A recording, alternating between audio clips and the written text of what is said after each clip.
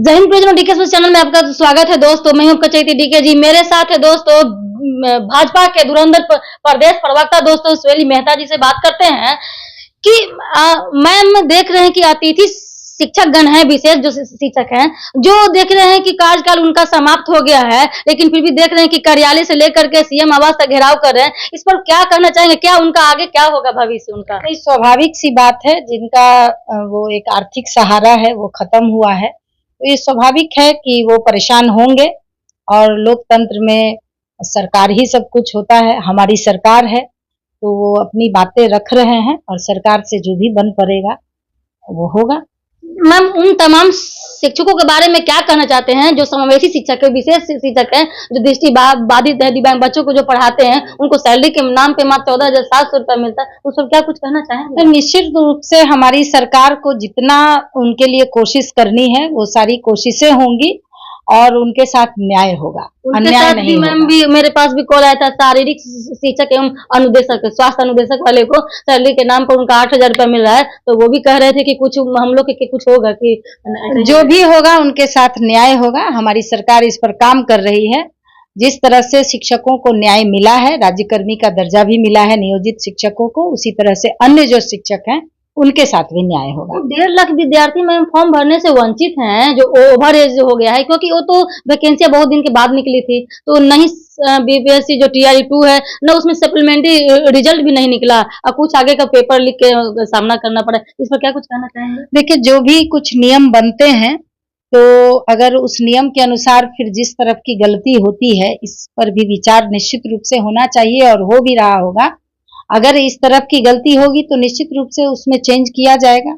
Ma'am ये तो पता है कि डबल इंजन की सरकार में बहुत सारे फंड आते हैं, लेकिन जो है जो ग्रामीण इलाका की महिलाएं पुरुष हैं, जो ब्लॉक से गुजरना पड़ता है, सब तो ब्लॉक से डिस्ट्रीब्यूट होता है, तो वो दोनों के बीच में जो लाभार्थी लेने के लिए हैं और जो ब्लॉक में जो वो डिस्ट्रीब्यूट करे, वो दोनों के बीच में क्या गैपिंग हो जाता है, क्या परेशानी मैम हो जाता है कि बिचौलिया खा जाते हैं, उनपे वहां तक अधिकतर लोगों को पहुंच नहीं पाता है। कैसे उनको मतलब कन्विंस किया जाए, कैसे उनपे डायरेक्ट वहां पर मिला जाए? देखिए, ये स्थानीय समस्या है निश्चित रूप से, लेकिन हमारी सरकार इस समस्या के समाधान के लिए जनधन योजना जो चलाई है उसके तहत अकाउंट में ही लाभार्थी के जाते हैं। वो उसमें हो सकता है कि किसी को कुछ बात की जानकारी नहीं होगी, तो जो स्थानीय स्तर पर प्रतिनिधि होते हैं, जनप्रतिनिधि, उसमें हो सकता है बिचौलिया आ जाता है, घूस लिया होगी।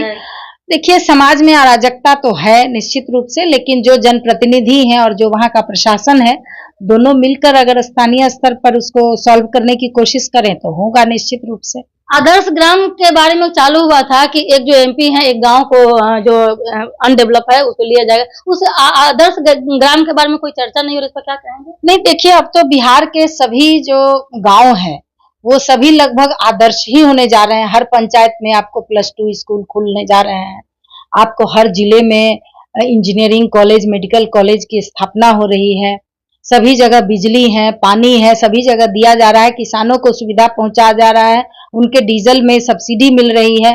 तो अब लगभग सभी गांव एक आदर्श का ही रूप ले लिया है। इसलिए अगर आदर्श ग्राम की बात है तो उसमें जो भी कुछ परेशानियां हैं उसका समाधान किया जाएगा। मैम 2021 में प्रधानमंत्री आवास कितना लोगों को परसेंटेज लोगों को मिल पाया है? लगभग तो 80% को मिला है, 20% बाकी है। धीरे धीरे सभी लोग को मिल रहा है, मिल जाएगा। ये तो कागजी कार्रवाई होती है और उसके बाद उन्हें मिलते हैं, मिलेगा उस पर। मैम राजनीतिक कैसा ये खिलाड़ी है, कैसा मुद्दा है मैम कि जो जब राम जी का जब स्थापना हुआ था, प्राण प्रतिष्ठा हुआ था, तो उस समय जाते नहीं थे लोग विपक्ष वाले। और जब आज मतलब कि हिंदुओं को जब बढ़ाने की बात जब करने की आती है तो अब जाते हैं बैजनाथ धाम पूजा करवाने के लिए जाते हैं, देवघर जाते हैं, तो इस क्या मतलब ये क्या हो रहा है? ये सब देखिए तुष्टीकरण की राजनीति करते हैं, किसी एक समुदाय को खुश करने के लिए इस तरह की बातें करते हैं और बाद में उन्हें पता चलता है कि नहीं, अपना जो होता है वो अपना ही होता है, तब जाके उन्हें उसका महत्व पता चलता है और बिहार और देश की जनता का मिजाज समझ में आया है, इसलिए वो लोग उसको करने की कोशिश कर रहे हैं। ये अभी भी मैम पूर्णिया को लेकर के मुझे समझ में नहीं आ रहा है कि महागठबंधन में अपना जो पार्टी विलय कर चुके हैं पप्पू यादव जी, फिर भी मतलब कि बीमा भारती भी वहीं से लड़ रही हैं, अब प्लस में वो निर्दलीय होकर के भी पप्पू यादव भी लड़ रहे हैं। इस पर क्या चल रहा है, क्या खींचातानी चल रहा है, समझ नहीं आ रहा। अब ये उन लोगों की समस्या है। देखिए, ये सब तालमेल की बात है। महागठबंधन में तालमेल नहीं है, आप लोग पिछले 2 साल से देख रही हैं।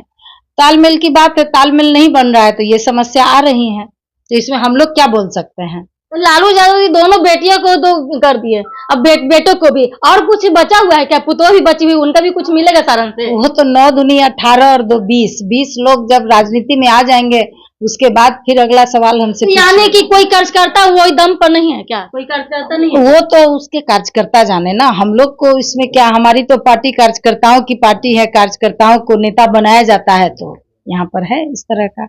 बहुत बहुत धन्यवाद मैम। देख रहे हैं दोस्तों कि ये जो है क्या कहना उचित हो सकता है, ये जो राम जी को लोग नहुआ बना के रखे हुए हैं, जब अपना जब जिस समय प्राण प्रतिष्ठा दोस्तों होता था तो उस समय जो अनाप शनाप बोलने के लिए थे कि राम जी को गाली दिया जाता था, आज वही राजनीतिक में काम आ रहे हैं कि राम जी के जहां जहां जा रहे हैं माथा टेक जा रहे हैं। ये कैसी राजनीति है तो समझ में नहीं, हो सके जनता को समझ में आए। भर भर के कमेंट दीजिएगा क्या उचित है दोस्तों, क्या अनुचित है। जय हिंद। चैनल में like share comment subscribe follow.